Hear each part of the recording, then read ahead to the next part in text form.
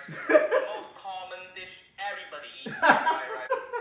What you doing? Drain the... Oh my God! HAIYAH! Ngayong araw to gagawa tayo ng napaka-special na egg fried rice according kay Uncle Roger. Kung sinong hindi nakakalam kay Uncle Roger, siya yung guy from, I think from United Kingdom na nag-criticize ng egg fried rice ng BBC, British Broadcasting Company or Corporation, at saka yung fried rice ni Jamie Oliver. So panoorin niyo yung video na yon, sigurado matutuwa kayo. At ngayong gabi, gagawa tayo ng egg fried rice according kay Uncle Roger. Susundin natin yung mga gusto niya. So tara, sa kusina na tayo. Egg fried rice. According to Uncle Roger, kailangan natin ng mga sumusunod. Of course, minced garlic, green peas or diced carrot, yung garnish, according sa kanya garnish at hindi sino-saute, green onion slice, fried pork, kung meron kang chicken or diced chicken breast, pwede din yon. Actually, yun talaga yung ingredients or traditional ingredients para sa egg fried rice. Of course, shrimp. And then yung eggs, kailangan mamaya piprituin natin to, i-scramble natin. Filipino Nor seasoning, dark soy sauce or dark soya para sa color ng ating fried rice, sesame oil, toasted sesame oil for fragrance or pabango ng ating egg fried rice. Ito na yung rice na gagamitin natin ngayong araw na to sa egg fried rice. Kagabi ko pa siya nilagay dito sa chiller. Ready to go na to. Meron tayong hindi masusunod sa mga sinabi ni Uncle Roger. Gusto mong magluto ng fried rice, gagamit ka ng wok. Unfortunately, wala tayong wok. So gagamit na tayo ito. Saute pan, big saute pan. At saka meron pa tayong isang hindi magagawa. Sabi niya, hindi siya gumagamit ng induction. Fortunately rin, wala rin akong stove top na mayroong apoy. Ang ginagamit ko is yung induction. So, I hope Uncle Roger won't hate us. Sana magawa nito ng tama. Scrambled eggs. So, kailangan walang eggshell. Lightly beaten lang. Meron para tayong wok.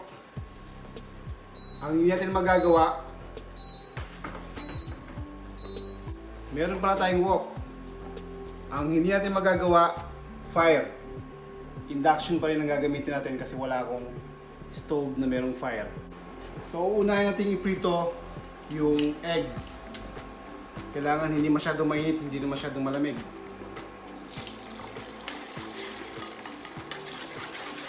Ayan. Tapos isi-set aside natin yan sa isang plato. Ayan, oh. So, alright. Natapos natin lutuin yung itlog. Bagong wok pan o inugasan natin yung wok pan, naglagay uli ng konting mantika. Okay, una natin piprituhin syempre yung shrimp. Stir fry na natin ito na saglit.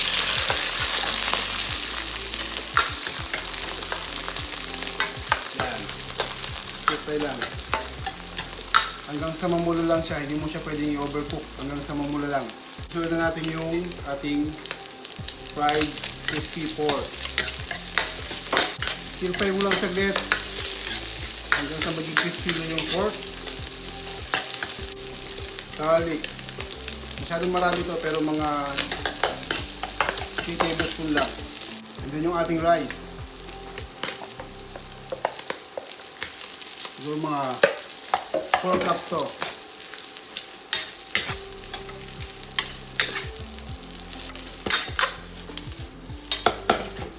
Ayan. Ayan. Piso ng konting salt. Kunti lang. Pepper. Kunti-kunti lang.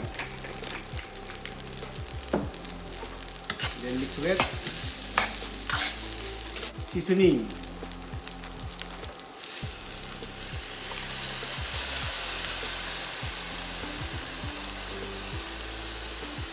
Tablespoon or 2 tablespoon. Kung kaya nyo masyadong ma-MSG, make it less. Kung gusto nyo yung MSG, make it more. Walang rule si Uncle Roger doon. So, sabi niya, hindi rin masarap ang fried rice pag walang MSG. So, there's a rule pa rin. MSG pag naparami ka, medyo delikado. Hinihingi lang sa MSG. And then yung soy sauce. Kunti lang din hanggang sa magkaroon lang siya ng kulay. Yan. And then lalagay natin yung carrot at saka yung green peas. Pwede nyo silang ilagay. Yan.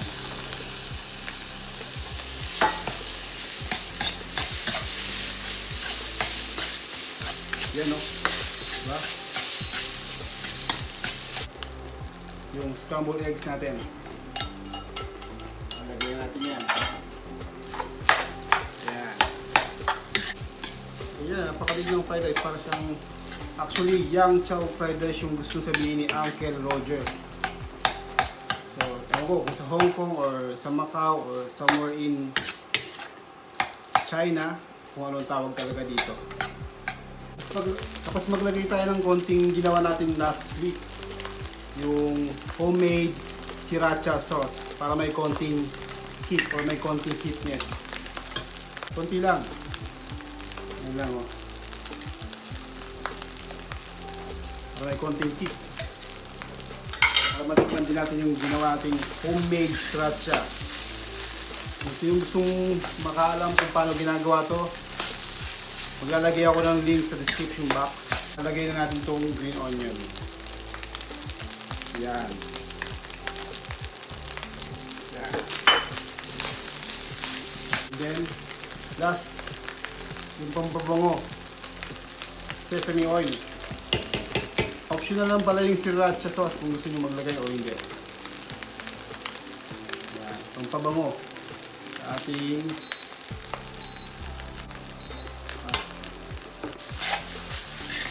there you go. Egg fried rice.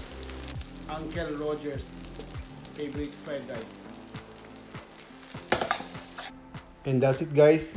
My version of Uncle Roger's egg fried rice. At kagaya ng lagi kong sinasabi, if you learn something about this video, don't forget to subscribe and hit that notification bell icon para ikaw unang-unang makakalam pag ako ay nag-upload ng bagong video. Even you, Uncle Roger, you need to subscribe to my channel. FUIYOH! Ingat po ang lahat. Paalam!